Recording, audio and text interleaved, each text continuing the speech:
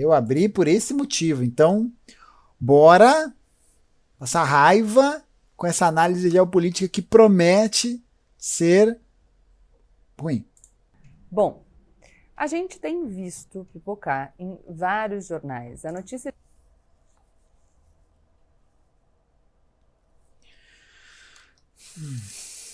Começou bem. A fonte da informação, né? Jornais da grande mídia, aliados aos Estados Unidos. De uma ameaça de invasão da Ucrânia pela Rússia. Vocês viram? Viram? Aposto que sim. O que eu preciso entender para me situar do que está acontecendo agora, para eu conseguir compreender essas notícias que eu estou vendo? E é isso que a gente vai fazer nesse vídeo de hoje. A gente vai voltar um pouquinho, fazer aqui uma espécie de glossário. Mas, gente, como eu sempre digo, a partir de agora, menos com seus amigos. Antes da gente... Eu me recuso a escutar Menos Emoção e Mais Razão mais uma vez. Não dá, velho. Não dá, não aguento mais. Começar. Eu já quero dizer para vocês que eu notei os comentários e percebi que vocês têm interesse por um vídeo explicando a diferença entre os sistemas majoritário e proporcional. Então a gente já está elaborando algo nesse sentido. Outra coisa que eu percebi foi muita curiosidade das pessoas sobre partidos. Vocês sabem que eu e a minha equipe, a gente tinha um projeto de um... Será que eu conto? Não vou contar. Mas um projeto envolvendo partidos. E aí, vendo os comentários de vocês, a gente reacendeu essa chama. Então, aguenta aí que essa nossa interação vai dar bom. Bom, a gente tem visto pipocar em vários jornais a notícia de uma ameaça de invasão da Ucrânia pela Rússia. Fonte, CNN. Muito bom. Vocês viram? Viram? Aposto que sim. É um assunto meio distante da gente, imagino eu. De mim, é. Quando eu olho para esse tipo de tema, que não é do nosso dia a dia, como é que eu tento abordar? Eu tento voltar um pouco para trás. Tipo, eu penso, o que eu preciso entender para me situar do que está acontecendo agora, para eu conseguir compreender essas notícias que eu estou vendo? E é isso que a gente vai fazer nesse vídeo de hoje. A gente vai voltar um pouquinho, fazer aqui uma espécie de glossário, para a gente conseguir ter uma noção maior do que é esse problemão que parece estar vindo aí para o mundo resolver. Esse, aliás, é o melhor jeito de estudar. Tem uma coisa que está todo mundo comentando, mas você não tem muita segurança do que isso significa. O que você faz? Você para. O que você faz? Você abre a CNN, você abre a Globo, abre a Folha de São Paulo e tira a sua conclusão por lá. Pronto. Se aprofunda um pouquinho. Melhor do que fingir que sabe, dar uma opinião de orelhada e deixar passar a oportunidade de aprender de verdade. Aprender de verdade. Porque quando você só fala de orelhada, você, na verdade, está repetindo a opinião do outro. Não está exteriorizando a sua mesmo, porque a sua de verdade você nem sabe muito bem qual é. Mas a questão é que, como não é uma questão de opinião, né? Uma questão de análise material das fontes, histórica. Ah, não, você tem que estudar para dar sua opinião. Mas o que a minha opinião interessa na análise? Eu não gosto da Ucrânia, não gosto da Rússia. E daí? E aí a gente perde a chance de se colocar, entendeu? De fato se... E engraçado, né? O reforço do se colocar. Minha opinião. Sempre o indivíduo, quanto unidade primária, aparecendo aí o tempo todo. Posicionar segundo aquilo que a gente acredita. Olha como... estudar um pouco mais, refletir um pouco mais, é se empoderar. Não vejo BBB. Leio livros. Esses assuntos de Ucrânia, Rússia, OTAN, Guerra Fria, sanções, não fazem parte do cotidiano da maioria das pessoas. É completamente normal ficar perdido. Então vamos comigo nesse passo a passo, entender o que a gente precisa saber para analisar esse problemão. Vamos aqui puxar pela memória vários filmes que a gente já assistiu. Vixe. Rambo 2. A Segunda Guerra Mundial... Rock do 3. Acabou em 1945 com uma vitória dos aliados. Um grupo de países, que incluía o Brasil, mas eram liderados pelos Estados Unidos e pela antiga União Soviética, cuja maior parte é hoje a Rússia. Começou errado já. Começou errado.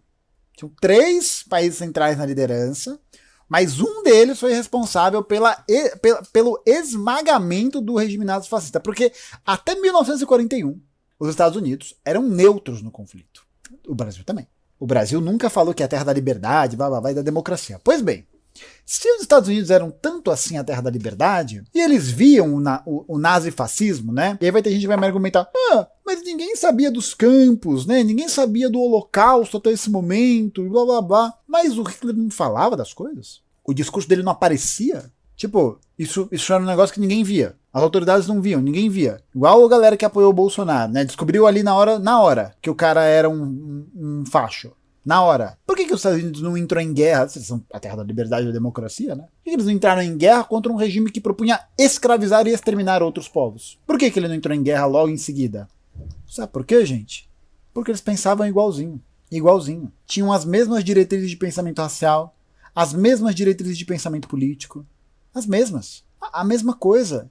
Os Estados Unidos viviam sobre as Jim Crow Laws. As leis de segregação nos estados do sul dos Estados Unidos eram mais eficazes do que as leis de segregação dentro da Alemanha relacionada à comunidade judaica. Eram mais eficientes. Por que eles entraram em guerra, então?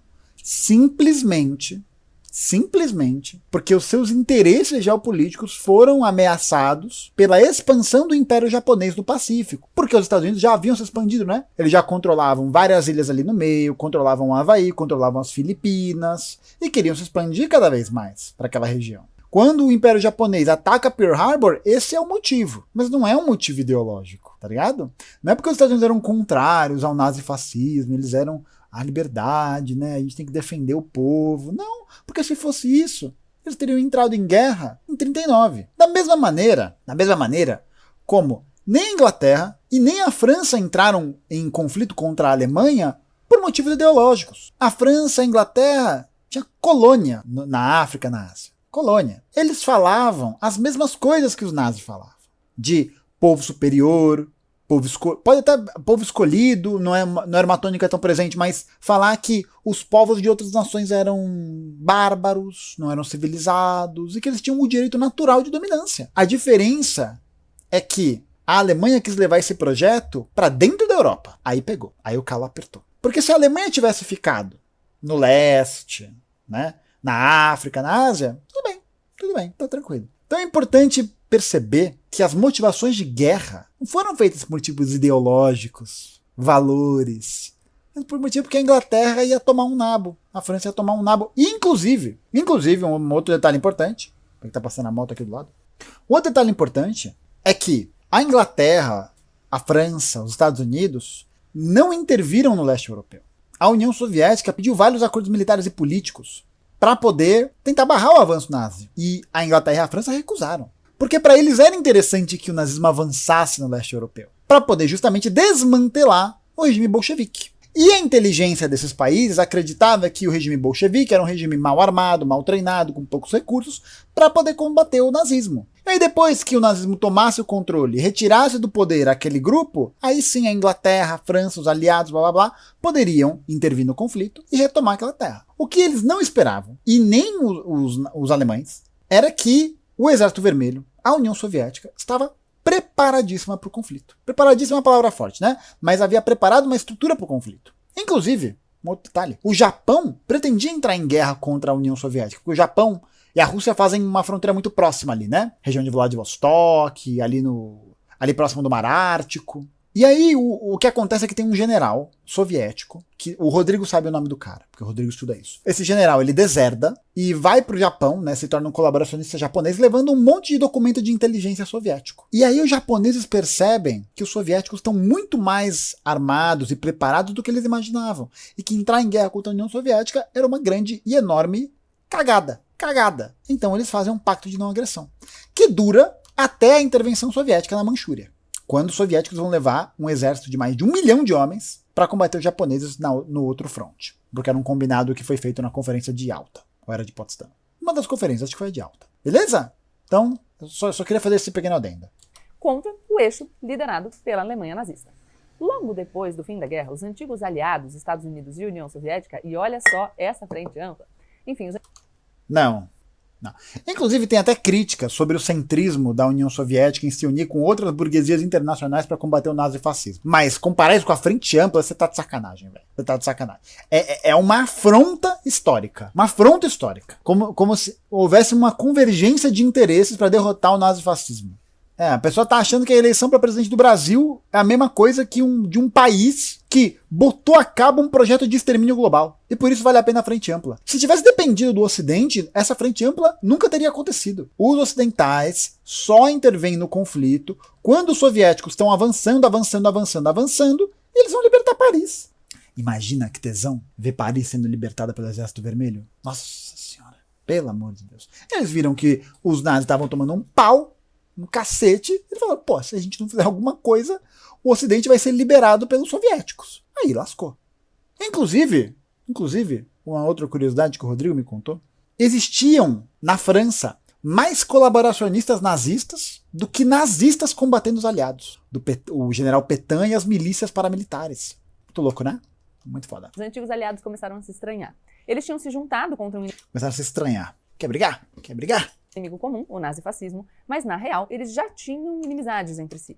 Eram duas concepções de mundo completamente diferentes que entraram em disputa para ver quem seria dominante. O capitalismo estadunidense ou o comunismo soviético. Não. Outra informação errada. Quem faz os avanços e os contra-ataques ao regime soviético são os países ocidentais. Inclusive, o ataque atômico feito em Hiroshima e Nagasaki foi uma tentativa de amedrontamento da União Soviética, proposta pela doutrina Truman. Porque a guerra ali, o Japão já havia sofrido o revés de ter sido derrotado na Manchúria e ter batido em retirada para a estratégia de guerra total, em que eles recuam para o Japão para resistir até o último momento. A bomba atômica foi jogada em duas cidades repletas de civis, entendeu? E aí o que acontece é que os países capitalistas tinham que barrar o avanço soviético, porque as organizações proletárias, operárias, etc e tal, estavam cada vez mais ganhando força. Então, não era uma disputa, né? A galera costuma achar isso. Era um contra o outro. Não. Quem promove esses contra-ataques, essas opressões, são os capitalistas em cima dos comunistas. É o ocidente capitalista em cima dos comunistas. E você ainda pode questionar a geopolítica empreendida por Stalin, né? Porque se reúne ali nas conferências e redistribui os territórios da Europa. Faltou internacionalismo nessa aula. Entrega a Grécia pro Ocidente, a Iugoslávia fica ali meio jogada às traças. Essa é uma crítica que tem que ser feita. Só que esses dois países nunca foram para a guerra diretamente. Nesse tempo todo, mesmo brigando muito de outras maneiras. E por quê? Porque em 1945 os Estados Unidos conseguiram dominar uma tecnologia com capacidade destrutiva que nunca antes se havia visto na história. Sim, a bomba atômica. Com essa tecnologia, eles poderiam, se quisessem, destruir o mundo inteiro. Literalmente, não é uma hipérbole não. A União Soviética viu esse perigo e percebeu que o único jeito de se proteger seria correndo atrás dessa tecnologia também. Em 1949, eles conseguiram. Os dois países, esses dois polos em volta dos quais o mundo passou a se organizar, obtiveram então domínio sobre a tecnologia nuclear de produzir uma bomba. O que isso significou na prática? Que quem atacasse um corria o risco de ser atacado de volta e de destruição completa. Isso ficou conhecido como destruição mútua assegurada. Se um acabasse, o outro acabaria também. Essa guerra nunca pôde, então, virar uma guerra de verdade, como a gente tinha visto poucos anos antes na Segunda e na Primeira Guerras Mundiais. Me enrolei. Ela foi uma guerra fria, uma guerra de ideologias, de influência, em que vários conflitos menores entre países menores foram travados com as duas potências por trás, se estranhando e armando os seus aliados. Mas nunca uma guerra quente entre essas duas potências. Beleza. Bom, nesse contexto, os Estados Unidos formaram com seus aliados europeus a OTAN, a Organização do Tratado do Atlântico Norte. Basicamente, o que essa organização fez foi ligar os Estados Unidos à defesa da Europa, que tinha acabado de sair da Segunda Guerra, estava destruída e agora dividida entre a parte da Europa sob a influência americana, a parte oeste, e a parte da Europa sob influência soviética, a Europa do leste. E aí formou essa organização que mais tarde vai se expandir para dentro do território do leste europeu. A OTAN, que é defensora do colonialismo. Importante lembrar. Ela se alia com as defesas de Inglaterra, França, Bélgica, blá blá blá, e são defensoras do colonialismo. Se a gente olha para o prospecto dos Estados Unidos se envolvendo nessas guerras, Guerra do Vietnã, Guerra da Coreia, a Revolução Cubana, a gente vai ver que eles estão do lado do colonizador. Então essa organização do Tratado do Atlântico Norte não é só uma organização de defesa, é uma organização de ataque contra possíveis iniciativas de emancipação, como de fato aconteceu, tá ligado? Da mesma maneira como a Coreia do Sul, a Grécia, tiveram ditaduras internas para impedir o avanço comunista. Esse parágrafo tá quase um trava-língua. Lembram que a gente tem um vídeo aqui sobre a Alemanha e toda essa briga? Vale a pena assistir de novo, a gente vai deixar o link aqui. Com o tratado da OTAN, todos os países participantes se obrigaram a vir defender uns aos outros em caso de ataque externo. Se a França, por exemplo... Ou eles mesmos atacarem, incitarem ataques, que é o que a OTAN faz, e alegar que estão sendo atacados para que dessa maneira eles possam tomar uma iniciativa de guerra sem tomar iniciativa. Tá ligado? Estratégia. Se fosse atacada por alguém, os Estados Unidos, o Reino Unido, a Espanha e várias outras galeras iam ser obrigadas a vir defender. Esse é então o princípio da coisa. A União Soviética fez acordos parecidos lá do seu lado. Só que a situação deles mudou bastante quando o regime político soviético acabou, ruiu. E isso aconteceu em 1991. A União Soviética, que era a junção de vários países ali vizinhos, a Rússia, se desfez. Esses países se tornaram independentes e aquele polo de poder ficou enfraquecido. A Rússia deixou de ser comunista e começou uma transição para o capitalismo. Com o fim da União Soviética, o mundo Passou a moto aqui. deixou de ser bipolar, ou seja, de ter dois polos dominantes para ter um polo mais forte que todos os outros. Hoje já existe uma discussão sobre um mundo que está estruturado, enfim, com vários polos de poder, como a China, por exemplo. Mas esse já é um assunto para um outro vídeo. Que outro polo de poder? Só tem a China como oposição a esse polo de poder, que está construindo sua influência internacional. O fato é que tem uma parcela da liderança russa que nunca engoliu bem o fato de a Rússia ter perdido tanto espaço e tanto poder. Como assim uma parcela? A galera ficou miada, não gostou. Tô triste. Não gostei de perder o poder. Não tem a ver com relação econômica não, né? De como Boris Yeltsin entrega a Rússia. Não tem nada a ver com isso não. O atual presidente russo, Vladimir Putin, é uma dessas pessoas. E desde que ele assumiu a presidência há mais de 20 anos, pois é, faz tempo pra caramba, ele vem tentando aumentar o poder da Rússia via eleitoral, né? Igual a Merkel ficou 16 anos. Você não vai falar isso? Não vai falar? E ele não é presidente há 20 anos, não. Ele revezou de cargo.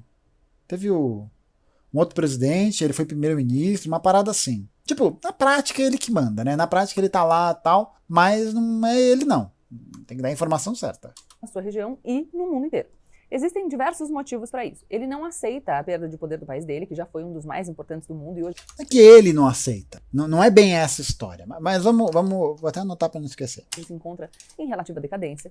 Ele sente que aqueles países que hoje fazem fronteira com a Rússia, mas antes eram parte da União Soviética, na verdade, nunca deviam ter se separado, porque de uma forma ou de outra eles pertenceriam à Rússia. Oxi, nada a ver. O cara tá preocupado com a expansão das bases militares da OTAN. É isso que ele tá preocupado. Porque ele, como sendo um setor da burguesia internacional, ele se preocupa com os interesses dele sendo machucados. Tá de brincadeira, velho. A turma do Putin sempre se refere ao passado glorioso da Rússia antiga, buscam reviver esse momento em oposição à decadência e às dificuldades que eles passam agora. Essa nostalgia é uma forma de nacionalismo e de reacionarismo. Eles querem voltar a ser tão poderosos quanto foram no passado. É muita desonestidade, né? Porque o Putin se utiliza um pouco dessa memória histórica da União Soviética enquanto um lugar de poderio militar, mas não da mesma perspectiva ideológica. Ele volta nisso a partir dessa ideia conservadora, né? Mas aí faz parecer que ele tem saudade da União Soviética de todos os seus aspectos, né? Isso não é verdade. A gente também já conhece, já falou sobre essa história, esse discurso. Essa liderança russa também acredita que o acordo ali de zonas de influência na Europa não está sendo seguido. Isso porque depois da queda da União Soviética, a OTAN, liderada pelos Estados Unidos, vem incluindo alguns desses países que antes eram de influência russa, como a Estônia, a Letônia e a Noruega, para o lado deles. Ou seja, para a Rússia, os Estados Unidos estão saindo do quadrado deles e entrando na casa dos outros, mexendo nas gavetas da Rússia. O Putin também não tem uma situação fácil dentro de casa. Ele foi eleito, mas foi eleito em eleições que há muito tempo não são consideradas livres. Se um dia o Putin já foi quase uma unanimidade, hoje existe uma oposição interna ao presidente, mesmo que muito perseguida. O seu principal opositor político, o Alexei Navalny, ele está preso hoje num campo de trabalhos forçados. Enfim, nada melhor para unir um país em torno da sua liderança do que arranjar um inimigo externo, né? Esse é o contexto. Não. Só eles estão arrumando inimigo externo. Não é isso, não é uma desculpa, né? E a Rússia, e a Ucrânia, e os países invasores. Não, errou feio, errou rude. Bem simplificado, só pra gente se situar. Simplório, não simplificado, porque tá ruim mesmo. No que tá acontecendo agora, porque, enfim, tem bastante gente apreensiva e quando a gente vê esse monte de notícias, a gente fica apreensivo aqui também. Embora nós tenhamos muitos assuntos internos para se preocupar aqui no Brasil, né? A Rússia já vem fazendo esses movimentos de tentar abocanhar pedacinhos há alguns anos. E vem conseguindo. E é o Ocidente não. E a OTAN não. Invadiu a Geórgia, um país ali pertinho dela. Invadiu a Crimeia, que é um pedaço da Ucrânia. Pô, tem movimento separatista nesses lugares, cara. A Rússia foi prestar apoio pro governo da Crimeia. Que a Rússia invadiu, né? Porque é isso, né? A retórica liberal parece isso, que esses países que não são do centro do imperialismo, né, ocidental, são países malvados, né? Ou pior, né? Tem gente que vai falar que o imperialismo é uma política de Estado, que a Rússia se defende contra o imperialismo. Ninguém entende que é tudo uma grande articulação internacional. Enfim, vem dando seus pulos. E até agora sem tanta resposta do resto da Europa ou dos Estados Unidos. E por que isso? Porque, cara, ninguém quer entrar nessa guerra, nessa zona. Ninguém quer outra guerra na Europa. Não quer não. Por isso que os Estados Unidos ficam patrocinando golpes de Estado e patrocinando invasão e criação de base militar. É aquilo que eu falei no começo. Os caras estão empurrando, até que uma hora a Rússia vai falar, opa, parou aqui. Você tá mexendo nos meus interesses, parou. Mas, ainda mais agora, com armamento ainda mais poderoso e bomba atômica para todo lado. Vocês lembram da história da destruição mútua assegurada? Esse medo é uma ferramenta muito poderosa de dissuasão. E o Putin está confiando nisso, nesse medo, para tentar dar as suas braçadas impunemente. No final de 2021, enquanto estava todo mundo se desesperando com o surgimento da nova variante Ômicron do coronavírus, a Rússia achou que era um bom momento ali, uma janela de oportunidade, né? Ninguém estava prestando muita atenção, então eles acharam que era uma ótima hora para deslocar 100 mil soldados para sua fronteira com a Ucrânia. Por que não, né? O que fazer com 100 mil soldados na fronteira de um país? Um mais, chegando todos os dias. Se você for lá perguntar pro Putin... Não vai falar que a Ucrânia vive desde 2016 um regime de exceção. Não vai falar que o governo ucraniano foi composto por uma revolução de orientação de extrema-direita. Que o exército agora é composto por milícias paramilitares declaradamente neonazi. Não vão falar, né? Ele vai dizer que vocês estão muito nervosos por nada. Os soldados estão ali, porque sim, estão fazendo uns exercícios militares. Coisa de rotina. Ninguém admite que está planejando uma invasão assim abertamente. Mas 100 mil homens é coisa pra caramba, não é o desfile dos blindados em Brasília. A questão é, o que esse povo tá fazendo lá de verdade? Olha... Nossa, que negócio ruim, velho. É uma análise sem história, é uma análise que não leva em consideração o papel geopolítico da Ucrânia, é uma análise que não leva em consideração o papel geopolítico da OTAN. É isso, a Rússia malvadona quer invadir. A Rússia é um país muito grande, com um exército poderoso. Mas se eles quiserem mesmo invadir, não ia ser bolinho, não.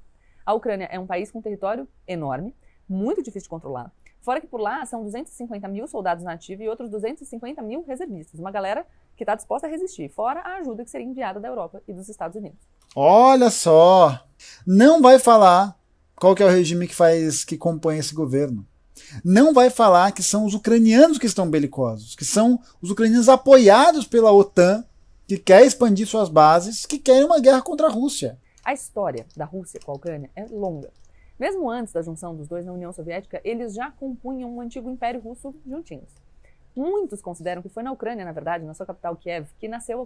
Inclusive, essas dissidências que existem entre Ucrânia e Rússia é uma parada que foi sendo alimentada durante a Guerra Fria por colaboracionistas para justamente criar uma dissociação entre as duas culturas. Falar que os russos são inimigos dos ucranianos.